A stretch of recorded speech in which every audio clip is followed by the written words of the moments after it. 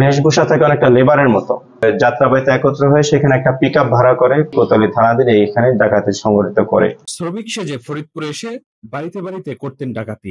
জেলার দুটি বাড়িতে ডাকাতির ঘটনায় দেশের বিভিন্ন স্থানে অভিযান চালিয়ে গ্রেপ্তার করা আন্তঃজেলা ডাকাত দলের ৬ সদস্যকে জিজ্ঞাসাবাদে এই চাঞ্চল্যকর তথ্য বেরিয়ে এসেছে।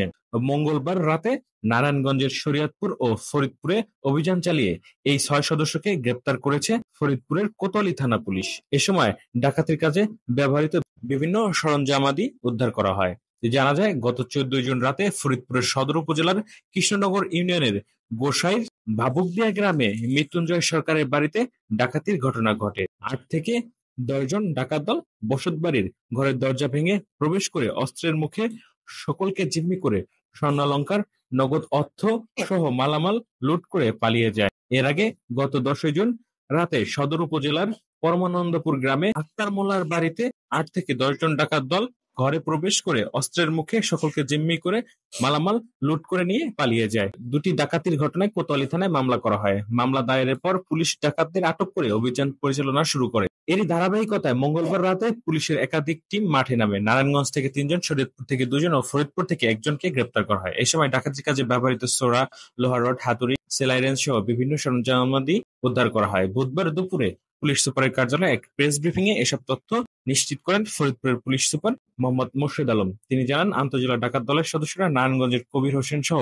৬ জনকে গ্রেপ্তার করা হয়েছে। তিনি আরো জানান, নারায়ণগঞ্জ থেকে কবির হোসেন, সাইদুল ইসলাম হৃদয়, শরীয়তপুর থেকে সাইফুল ইসলাম ফরহাদ হোসেন এবং ফরিদপুর থেকে আতিয়া শেখকে গ্রেপ্তার করা হয়। আমাদের কোতোয়ালি থানাধীন গোসাই ভাবুকদিয়া ইউনিয়নে একটি চাঞ্চল্যকর ডাকাতি ঘটনা ঘটে। ডাকাতির সময়টা হয় রাত ১টার পর থেকে ৩টার ভিতরে।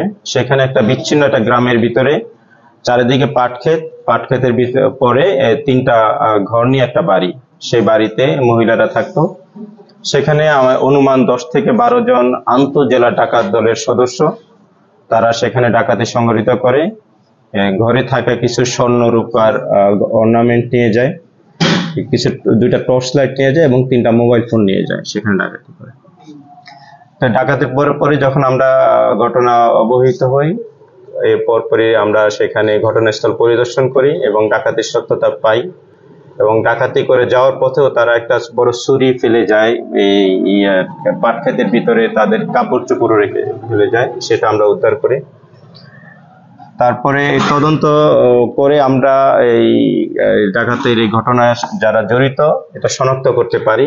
বিষয়টা অনেকটা চাঞ্চল্যকর যে এরা আমাদের তদন্ত মতে, প্রাপ্ত মতে প্রায় ৬ থেকে ৭টি জেলার আন্তঃজেলা ডাকাত দলের সদস্য এরা ঢাকাতে যাত্রাবাড়িতে একত্র হয়ে তারা সবার বেশভূষা থাকে অনেকটা লেবারের মতো। তারা যাত্রাবাড়িতে একত্র হয়ে সেখানে একটা পিকআপ ভাড়া করে এরা ফরিদপুরের এক্সপ্রেসওয়ে দিয়ে তারা ফরিদপুরে আসে এবং এখানে এসে কোতোয়ালি থানাধীন এখানে ডাকাতি সংঘটিত করে। এখানে তাদের মোডাস অপারেন্ডি হচ্ছে তারা ৫-৬ জেলার বা বিভিন্ন জেলার ২-৩ জন করে ডাকাতি করার ডাকাত দলের সদস্য থাকে এবং স্থানীয় ১ জন বা ২ জন তারা এর সাথে যোগাযোগ করে। অর্থাৎ ফরিদপুরের এখানে ২ জন লোক, তারা এই ডাকাতি কোথায় করবে সেটা রেকি করে এই আন্তঃজেলা যে ডাকাত দলের সদস্যের সর্দার কবির হোসেন তাদেরকে তথ্য দেয় এবং তারা ঢাকা থেকে আরো অন্যান্য জেলার সদস্য মিলে একত্র হয়ে লোকাল যে তথ্য, সেই তথ্য অনুসারে ঘটনাস্থলে এসে পিকআপ থেকে নেমে তারা ডাকাতি করে। আবার সেই পিকআপ দিয়ে সকাল হওয়ার পূর্বেই তারা আবার এই শহর ছেড়ে চলে যায়। তো এরকম একটা ডাকাত দলের সদস্যের আমরা ৬ জনকে গ্রেপ্তার করতে পারছি। এদের ভিতরে ৩ জন হচ্ছে নারায়ণগঞ্জ জেলা থেকে আমরা গ্রেপ্তার করি, ২ জন হচ্ছে শরীয়তপুর জেলা থেকে গ্রেপ্তার করি, আর ১ জন ফরিদপুর জেলা থেকে। এবং এদের দেওয়া তথ্য মতে আরো গাজীপুর, নরসিংদীর ডাকাত দলের সদস্য এদের এই ডাকাতের সাথে জড়িত ছিল বলে এরা উল্লেখ করে।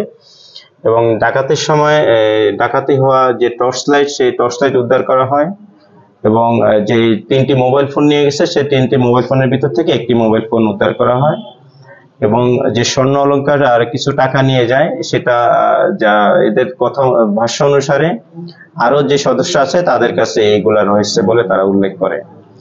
এবং তাদের এই টাকা ভাগাভাগি নিয়ে তাদের ভিতরে সমস্যা তৈরি হয়, যেহেতু এর অর্থমূল্য খুব একটা বেশি না। ডাকাতির পরিমাণের যে ইয়েটা ওটা খুব একটা বেশি না, ফলে এদের এই অর্থ নিয়েই তাদের ভিতরে ভাগাভাগি নিয়ে তাদের ভিতরে গন্ডগোল হয় এবং এটা তারা আমাদেরকে অবহিত করে। এবং আমরা আশা করি যে অচিরেই আমাদের যে বাকি যে আরো কিছু সদস্য আছে তাদেরকে আমরা গ্রেপ্তার করতে সক্ষম হব এবং প্রকৃত ঘটনা এবং অন্যান্য টাকা এবং স্বর্ণ অলংকার যে সেটা আমরা উদ্ধার করতে সক্ষম হব।